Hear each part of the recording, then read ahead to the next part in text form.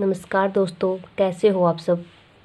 जैसा कि आप जानते हो, पिछली वीडियो में हमने सर्विस एनकाउंटर पार्ट 5 में डिसफंक्शनल कस्टमर के बारे में डिस्कशन किया था।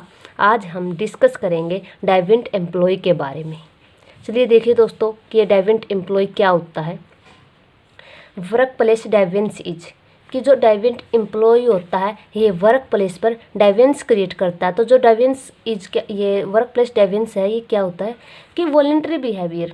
जब भी एम्प्लॉय वर्क प्लेस पर काम करते हैं तो वो वॉलंटरी बिहेवियर करते हैं। वो खुद का अपना खुद अपनी मन मर्जी से काम करते हैं। वो जो ऑर्गेनाइजेशन के रूल्स हैं, नॉर्म्स हैं, उनको फॉलो नहीं करते। अपनी मन मर्जी के मुताबिक ही वो काम करते हैं। जो उनको जी में आए वो ही करते हैं। Violates significant organisational norms. और इसमें क्या है कि वो ऑर्गेनाइजेशन के नॉर्म्स होते हैं, जो रूल रेगुलेशन होते हैं किसी भी ऑर्गेनाइजेशन के, उनका उल्लंघन करते हैं, उनको वायलेट करते हैं। Threatens the wellbeing of the organisation कि जो ऑर्गेनाइजेशन है उसकी वेलबींग प्रोसेस को भी वो चुनौतीपूर्ण स्थिति में डालना चाहते हैं। कि संस्था की भलाई में रुकावट पैदा करना, चुनौती पैदा करना, खतरा पैदा करना इन एम्प्लॉयज़ को अच्छा लगता है। ये डाइवेंस क्रिएट करते ही करते हैं। A study conducted by Megan 1998 indicated that 75% of employees will have a tendency to steal property from their employees at least once। कि एक स्टडी थी जो कंडक्टेड की गई थी मैगन द्वारा 1998 में। इसके इंडिकेट्स हैं कि 75% एम्प्लॉयज़ कैसे होते हैं कि वो किसी भी ऑर्गेनाइजेशन की प्रॉपर्टी को स्टील एक बार तो करने की कोशिश करेंगे ही करेंगे। उनकी टेंडेंसी ये रहती ही रहती है। 42% of women have suffered from sexual harassment at work. और वर्क प्लेस पर 42% वुमेन सफ़र करती हैं सेक्सुअल हरासमेंट से, जो डाइवेंट एक्टिविटी से होता है। Work place deviant studies conducted in the USA indicates that the companies losses exceeds $200 billion each year due to the employ डाइवेंस।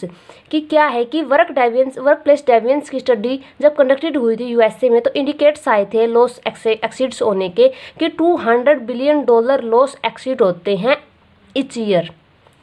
किसके कारण? एम्प्लॉय डाइवेंस के कारण। जब एम्प्लॉय डाइवेंस क्रिएट करते हैं, वर्क प्लेस पर डाइवेंट एक्टिविटी करते हैं, तो $200 बिलियन लॉस एक्सीड होते हैं हर साल कंपनी के।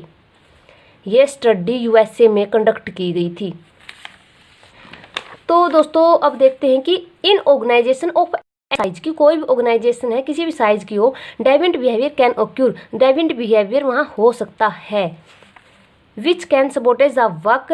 There are usually 2 types of deviant behaviour. कि जहाँ भी कोई ऑर्गेनाइजेशन है जहाँ पर वर्क प्लेस में कुछ ना कुछ काम होता है, तो चाहे वो कोई भी साइज हो, वहाँ पर डाइवेंट बिहेवियर एम्प्लॉय द्वारा क्रिएट किया ही जाएगा।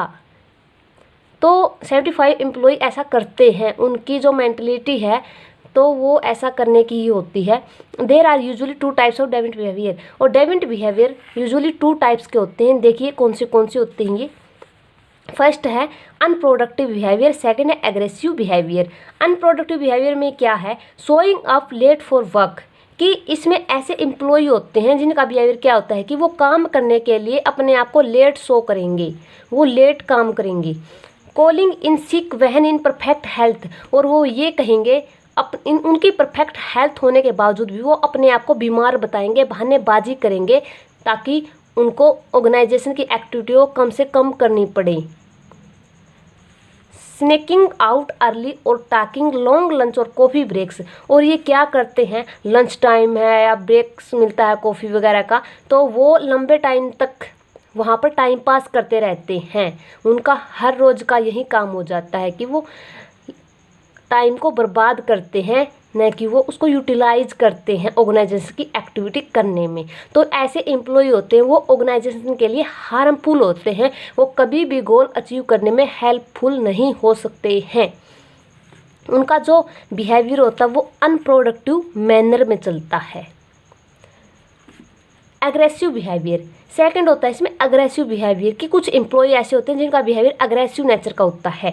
इन डाइवर्स वर्क एनवायरमेंट्स डाइवेंस में ऑक्यूर वहन वर्क डिस्प्ले इनटॉलरेंस ऑफ को वर्कर ऑफ डिफरेंट नेशनलिटी और कल्चर। जब भी किसी वर्क इन्वायरमेंट में डाइवर्स क्रिएट होता है, डाइवर्स होता है कोई भी वर्क इन्वायरमेंट, तो वहाँ पर डाइवर्स क्रिएट होने के कारण होता है वो कि वर्क डिस्प्ले पर जब वर्कर्स होते हैं आपस में जो डिफरेंट नेशनलिटीज़ एंड कल्चर्स के होते हैं, तो एक दूसरे के साथ में वो लड़ाई झगड़े करते हैं, एक अच्छा इन्वायरमेंट क्रिएट नहीं करते हैं, जिससे क्या है कि उनका बिहेवियर होता है, अग्रेसिव बिहेवियर होता है एक दूसरे के साथ में।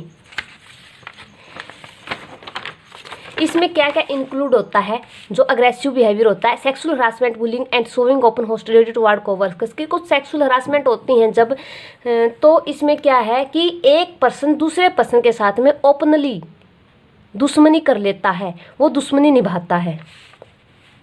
सम other types of deviant behaviour of employees की जो डाइवेंट बिहेवियर है एम्प्लॉय का, कुछ और भी टाइप्स होते हैं इसके, देखिए क्या क्या हैं ये। एब्यूज ऑफ प्रॉपर्टी, वो प्रॉपर्टी को एब्यूज करते हैं, नुकसान पहुंचाने की कोशिश करते हैं। इट इंक्लूड्स, इसमें क्या क्या इंक्लूड्स है चलिए देखिए। Using vehicles for personal errands, damaging company equipments, defecting work areas, कि कुछ पर्सन्स, कुछ एम्प्लॉय ऐसे होते हैं कि वो व्हीकल्स का, जो कंपनी के व्हीकल्स होते हैं उनको मिलते हैं ऑफिशियल यूज़ के लिए, लेकिन वो क्या करते हैं पर्सनल एरा में वो यूज करते हैं, उनको डैमेज करते हैं कंपनी के इक्विपमेंट्स को, और वर्क एरिया में हर इक्विपमेंट को डिफेक्ट करते हैं। फिर कंपनी पॉलिटिक्स, कंपनी पॉलिटिक्स में क्या है कि वो कंपनी में राजनीति करते हैं, राजनीति खेलते हैं। इसमें क्या है कि ए वर्कर में स्प्रेड फॉल्स रूमर्स और gossips about another in an efforts to gain promotions और मोर फेवरेबल वर्क असाइनमेंट, कि वो क्या है कि जो एम्प्लॉय होते हैं प्रमोशन को गेन करने के लिए और मोर फेवरेबल वर्क असाइनमेंट के लिए वो झूठी अफवाहें फैला देते हैं, रूमर्स फैला देते हैं, गॉसिप करते हैं गलत, ताकि उनको प्रमोशन मिल सके और मोर फेवरेबल वर्क असाइनमेंट मिल सके बिना अफोर्ड किए, बिना कुछ एफर्ट डाले। ठीक है, ये थे जो डाइवेंट एम्प्लॉय बिहेवियर है उनके टाइप्स। अब करते हैं कि हाउ टू रिजॉल्व डाइवेंट बिहेवियर, कि जो डाइवेंट बिहेवियर है इसको कैसे रिजॉल्व करें। The best way to prevent deviant behavior from becoming the norms in the workplace is for managers to set a clear tone that it won't be tolerated and establish penalty for those who go down that road. It is the same with unethical behavior in the workplace. कि इसमें क्या है दोस्तों कि जो डाइवेंट behaviour उसको prevent करने का एक अच्छा रास्ता वही है कि उनके लिए स्ट्रिक्टली नॉर्म्स बनाए जाएं वर्क प्लेस पर मैनेजर्स के द्वारा, कि क्लियरली टोन में उनको समझा दिया जाए कि अगर आप रूल्स को ब्रेक करोगे, अगर आप अनएथिकल एक्टिविटी करोगे तो आप पर पेनल्टी लगेंगी। ये ऐसा ही है दोस्तों, जो अनएथिकल बिहेवियर होता है ना, तो डाइवेंट बिहेवियर भी उसी प्रकार का होता है। जो अनएथिकल बिहेवियर करेंगे वो डाइवेंट एम्प्लॉय होते हैं। तो जिस प्रकार अनएथिकल एक्टिविटी करने की पुनिशमेंट दी जाती है, पेनल्टीज लाई जाती हैं एम्प्लॉयज़ के ऊपर, उसी प्रकार से अगर कोई डाइवेंस क्रिएट करता है वर्क प्लेस पर तो ऑर्गेनाइजेशन के द्वारा, वहाँ के मैनेजर्स के द्वारा या एग्जीक्यूटिव पर्सन के द्वारा उन पर पेनल्टी लगाई जानी चाहिए, उनको पुनिश कर देना चाहिए, उनके लिए स्ट्रिक्टली इन्वायरमेंट क्रिएट करना चाहिए वर्क प्लेस पर, ताकि वो डिसिप्लिन्ड होकर काम करें। तो इसकी कॉन्सिक्वेंसेज, जो डाइवेंस बिहेवियर क्रिएट करते हैं एम्प्लॉय, तो उनके कारण क्या क्या परिणाम आते हैं ये देखते हैं। इकोनॉमिक कॉस्ट, जो इकोनॉमिक कॉस्ट है कि इसमें क्या है, डिक्रीज्ड प्रोडक्टिविटी एंड इफेक्टिवनेस। जो ऑर्गेनाइजेशन की एक्टिविटीज़ होती हैं, इकोनॉमिक एक्टिविटीज़ होती हैं, उनमें हरासमेंट आती है। इसमें क्या है कि जो प्रोडक्टिविटी होती है ऑर्गेनाइजेशन की वो डिक्रीज हो जाती है, और इफेक्टिवनेस है उनका प्रभाव खत्म हो जाता है, वो गोल अचीव करने में कमज़ोर हो जाते हैं, उनकी कैपेसिटी कम हो जाती है, क्योंकि एम्प्लॉय अच्छे से काम नहीं कर रहे होते वर्क एरिया पर, वो डेविंस क्रिएट करते हैं, जिससे क्या है उनकी प्रोडक्टिविटी है और वो अनप्रोडक्टिव मैनर में काम करते तो प्रोडक्टिविटी अपने आप ही कम होगी। फिर सोशल कॉस्ट, सोशल कॉस्ट में क्या होता है, decreased reputation, reduce employee morale, और रेपुटेशन डिक्रीज होती है। दोस्तों क्या है कि जो एम्प्लॉय होते हैं ऑर्गेनाइजेशन में जब ये काम करते हैं, अगर वो गलत मैनर से काम करते हैं, अग्रेसिव नेचर होती है उनकी, और अनप्रोडक्टिव वे में वो मैनर में वो काम करेंगे, तो वो खुद की तो रेपुटेशन कम करेंगे ही करेंगे और वो ऑर्गेनाइजेशन की भी करेंगे। रिड्यूस एम्प्लॉय मोरल, और उनका जो एम्प्लॉयज़ का मोरल है वो रिड्यूस होगा। वो अनएथिकल वे में जब एक्टिविटी करते हैं तो वो अपने मोरल को ख़त्म करते जाते हैं, उनका मोरल ख़त्म हो जाता है सोसाइटी के एस्पेक्ट्स के अकॉर्डिंग। फिर है सफरर। सफरर में क्या होता है कि साइकोलॉजिकल प्रॉब्लम होती है, एग्रेसिव बिहेवियर होता है। वही साइकोलॉजिकल प्रॉब्लम होती है जो अपने आप क्रिएट हो जाती हैं, क्योंकि वर्क प्लेस पर जब डाइवेंस क्रिएट होगा तो साइकोलॉजिकल प्रॉब्लम अपने आप क्रिएट होंगे, नेगेटिव इमोशंस अपने आप वहाँ से निकल के आएंगे। और जो कोवर्कर्स होते हैं उनका आपस में कुछ अच्छा बिहेवियर नहीं रहेगा। अगर जो एम्प्लॉय होते हैं अच्छे से काम नहीं करेंगे, डिस्टर्बेंस क्रिएट करेंगे, तो एक दूसरे में लड़ाई झगड़े का माहौल रहेगा और मनोवैज्ञानिक तरीके से उनके अंदर तनाव रहेगा।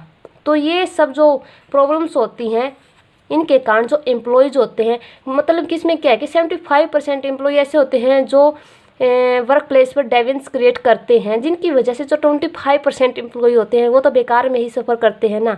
तो इनकी वजह से जो अच्छे से काम कर रहे होते हैं एम्प्लॉय वो भी सफ़र करते हैं और जो गोल्स होते हैं वो अचीव करने में बहुत ज़्यादा समय भी लग जाता है और क्या पता वो अचीव हो भी या न हो। अगर एम्प्लॉय ऐसे ही डिस्टर्बेंस क्रिएट करते हो तो किसी ऑर्गेनाइजेशन के अंदर, तो उनके ऊपर स्ट्रिक्टनेस एंड बाउंडनेस क्रिएट करनी बहुत ज़्यादा ज़रूरी हो जाती है किसी भी ऑर्गेनाइजेशन के द्वारा। अब इसके करते हैं कि जो डेविएंट बिहेवियर होता है इसको कैसे प्रिवेंट किया जाए, कैसे इसको दूर किया जाए, तो इससे कैसे बचा जा सकता है डेविएंट बिहेवियर से। तो देखिए क्या करते हैं, वन बाय वन हम इन पॉइंट्स को देखेंगे।